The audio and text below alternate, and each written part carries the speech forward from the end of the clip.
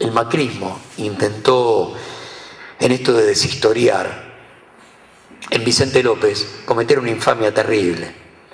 Se logró que todo el pueblo de Vicente López, que pertenece al campo nacional y popular, en un murallón enorme, escribiera los nombres de los 250 desaparecidos que tiene el distrito. ¿Saben qué pretendieron hacer estos tipos hace 3 meses? Utilizar esa pared para construir una comisaría. Mirá qué valor simbólico tiene esa capacidad de destrucción. Por supuesto, el pueblo lo impidió. Y se logró que la hicieran como mínimo a 2 metros del paredón. Lograron taparlo. Pero está vivo. Pero fíjate qué eje simbólico estaban tocando los tipos. Bueno, vuelvo a Friedman, porque si no entendemos a Friedman, no sabemos lo que nos pasa hoy.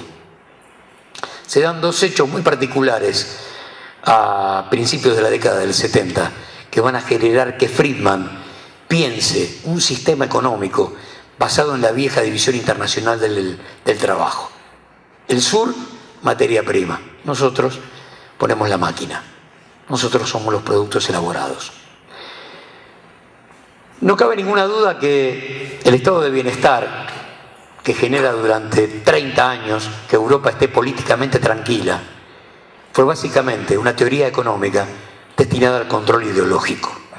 Había una gran preocupación. Italia tenía el PC más grande de toda Europa. Era metalúrgica y automotriz. Entonces ahí reinaba el PC. Y si esto se multiplica, no, hay que frenarlo. Plan Marshall y estado de bienestar. Fábricas, trabajo, producción a destajo y que todo el mundo viva bien. Y así los controlamos ideológicamente. Ahora, en 30 años se calcula que el capitalismo produjo en bienes y servicios 3 veces más que desde el nacimiento de la Revolución Industrial. O sea, en 30 años produjeron 3 veces los bienes y servicios que habían elaborado en 300 años. ¿Qué hacemos con este stock? ¿A quién se lo encajamos? Paralelamente, la OPEP, el mundo árabe, más Venezuela, se ponen de pie y le dicen a Estados Unidos, bueno, mirá, a partir de ahora el precio del petróleo va a valer tanto, se quintuplica, crisis. Saben que la crisis va a durar un ratito, porque la van a tener que poner, porque sobre todo la economía de Estados Unidos está hecha en base a petróleo. La ponen. Y entonces el mundo árabe se llena de guita, pero no tienen bancos. Los bancos los pone Europa, Estados Unidos y Japón. Entonces Friedman dice, tengo la mercadería y encima les voy a prestar la guita para que me la compren, deuda externa. Y así se monta el neoliberalismo. Pero tiene que hacerse a sangre y fuego. No pueden ingresar a un territorio como el nuestro, plagado de derechos, de historia sindical, simplemente con un anuncio en una cadena de televisión. No lo pueden hacer de esa manera. Tienen que hacerlo a sangre y fuego. Y para eso los tipos montan 2 manuales de estilo. El de la escuela francesa, por supuesto, lo que tiene que ver con Argelia, para reprimir. Y la distribución de bebés que le van a afanar a la militancia va a tener un manual de estilo, el único manual de estilo que registra el siglo XX, que es la Guerra Civil Española, donde se calcula que todavía hoy los que quedan con vida y tienen más de 80, son 30.000 los que no saben de dónde vienen. La misma cantidad de desaparecidos de la Argentina son los chicos apropiados a los militantes republicanos. Es increíble, pero es así. Ahora, ¿para qué lo hacían? Y miren la voltereta que vamos a dar para llegar al presente. Lo hacían, como lo habían indicado los médicos del franquismo, para liberar a España del gen rojo. Si yo le saco los pibes a la familia republicana y los meto en una familia de derecha, aniquilo el gen rojo. ¿Quién distribuía a los pibes? Acción Católica. Muy bien. ¿A dónde vamos a llegar? Bonadío, Plan Cunitas, El Fuego, No es la primera vez en la República Argentina que alguien tiene una actitud medieval, casi religiosamente purificadora, para terminar con un proyecto político. Marta Ezcurra fue la fundadora de la Acción Católica en nuestro país y fue la designada por el Ministerio de Salud de la fusiladora para desperonizar el sistema de salud. Y lo primero que hizo Martita Ezcurra fue tomar todas las sábanas, todas las frazadas que había en los hospitales argentinos y que decían Fundación Eva Perón y quemarlos. Bien, ahí llegamos al presente. Pero ¿qué acabo de decir? Marta Ezcurra fundó la Acción Católica, la misma que distribuía a los bebés del franquismo, la misma que se encargó a través de Monseñor Primatesta en Córdoba de distribuir a los bebés en la República Argentina. No hay casualidades, hay causalidades todo el tiempo. Martita Ezcurra llegó a tirar toda la sangre que había en los bancos de sangre de los hospitales argentinos porque tenían sangre peronista. Y eso, si miramos hacia atrás, pasó hace media hora en tiempos históricos. Hablar de 1955 es hablar de ayer, está a la vuelta de la esquina. Rompieron los pulmotores. Rompieron los pulmotores, rompieron todo lo que pudieron, que entendían era vestigio del paso de uno de los héroes sociales más grandes que tiene la vida política argentina, que se llamó Ramón Carrillo. Y comenzó a dotar de dientes a aquellos que mostraban su miseria a través de las dentaduras flacas de piezas dentales, porque la pobreza se las había comido, y tantas y tantas y tantas otras cosas.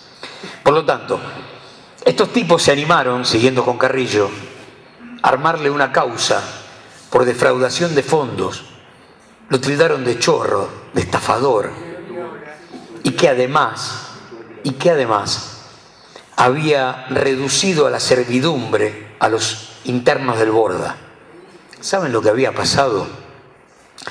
Una de las obras inconclusas de Carrillo, una es el albergue Warnes, otra es el hospital donde detrás está Ciudad Oculta, y la otra fueron obras, un esqueleto que está delante del Borda, que durante años, décadas, estuvo muerto. Cuando comenzaron las obras, Carrillo empezó a derivar durante unos meses a los pacientes del Borda a sus hogares. Pero resulta que había un montón que eran abandónicos. El Borda fue, es y será, si la política psiquiátrica no cambia, un enorme reservorio de seres humanos. ¿Y qué hizo Carrillo? Se los llevó a vivir a su quinta y adoptó un par. Encima, adoptó un par. Carrillo, como todos ustedes saben, murió en la máxima pobreza como médico en un hospital en el medio del Amazonas. Nadie supo quién era hasta que después de muerto alguien pidió que, se le diera sepultura a un ex ministro de Salud de la Argentina. Y ahí todos supieron quién era ese morochazo santiagueño al que las comunidades originarias del Amazonas llamaban el médico blanco. El médico blanco. Bueno, si se animaron a eso con Carrillo, se animan con cualquiera. Era parte aquella pelea cruzada de Marta Ezcurra, de están robando chicos porque Evita tiene leucemia, le sacan la sangre a los pibes para hacer transfusiones. Los lentes de rayos X con los que Perón miraba desnuda a Gina Lollobrigida. Eso es la batalla cultural. Inmersos en esa batalla cultural, lo que generaron con algunas cosas que son también epopeyas de la vida política y económica de la Argentina, han generado que el 99,9% de los nuestros no sepa quién fue el ingeniero Gómez. Y me pasa cada vez que hablamos de dejarles a ustedes ese dato como un disparador. El ingeniero Gómez es el creador del rastrojero. Y esa es una de las máximas epopeyas de la industria nacional que no te perdonan. ¿Quién cerró la fábrica militar de aviones de Córdoba para que no se fabrique más ese rastrojero que había ganado mercado, sobre todo en Medio Oriente, porque como vehículo utilitario de cargas era el único que soportaba las altas temperaturas de Medio Oriente y se exportaba a lo pavo? La cerró Martínez de Oz en 1980 por pedido de las multinacionales. No hay casualidades. Tenemos que ir detrás de las causalidades todo el tiempo para explicarle a los pibes de qué se trata esto. Y tenemos que contarle que un buen día Perón, que había comprado unos tractores que se llamaban Empire, en realidad lo estafaron, porque no eran tractores, eran vehículos de carga liviana, y acá cuando les poníamos el arado se paraban en dos patas porque no aguantaban el peso. ¿Qué hizo entonces el gobierno? Los recogió, todos los que había distribuido los agarró de nuevo. Y Perón lo llama por teléfono al brigadier San Martín, que era el director de la fábrica militar de aviones. San Martín, tengo acá unos tractorcitos que no sirven para nada. ¿Se podrá hacer algo con el motor? Espere que pregunto, general. Y ahí apareció un ingeniero Gómez que tenía 23 años y mucha inconsciencia. Gómez, ¿se podrá hacer con esto un utilitario? Acuérdense ustedes que en ese momento Argentina, como decía Perón, hasta importaba los alfileres de las modistas. Y Gómez dijo, por supuesto. En 5 meses, los primeros 40 rastrojeros, el 1 de mayo del 52, si mal no recuerdo, estaban dando la vuelta al obelisco, en una revolución de la industria nacional. Porque detrás vinieron todos los autos de la línea justicialista, vinieron tractores, vinieron todo tipo de utilitario de cargas y seguimos fabricando aviones. Fábrica militar de aviones, fundada por Alvear, fundada por la llegada de ese primer movimiento popular de la Argentina, 1927, 1926. No hay casualidades, no hay casualidades. Insisto con esto, a revisar cada epopeya que tiene que ver con la industria nacional. Mosconi no es casualidad, Salvio no es casualidad. Llegaron en el momento justo, siendo parte de un ejército argentino que entendía la cuestión nacional, como después, y sobre todo después de la Guerra Fría, nunca más sucedió. Pero esos militares tenían concepción de industria nacional. Historia que viene a cuento. Todos ustedes saben que el Día de la Industria en la Argentina, 2 de septiembre, tiene que ver con la partida en 1700 y algo, finales del siglo XVIII, de un embarque que significa la primera exportación que se hace de nuestro país a Brasil. La hace un fraile, un obispo de Tucumán. Tejido, algo de cereales.